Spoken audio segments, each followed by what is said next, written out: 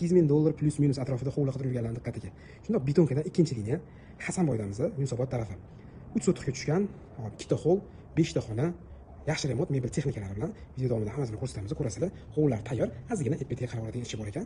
Ikkita mashina bemalol kiradi, letniy kuxnyada xosiylar ham bo'ladi. Uy ichlarni bitta ko'ramiz, bitta baho berasizlar. Krush prihoshkamiz juda zo'r chiqqan ekan, pastda zina bilan chiqadigan qilingan ekan. Hovlimiz как zal bo'lib ketgan. Mana mana shu mebel chiqib ketishi mumkin. Endi u kelishilgan holda bo'ladi. Ro'parada zalimiz.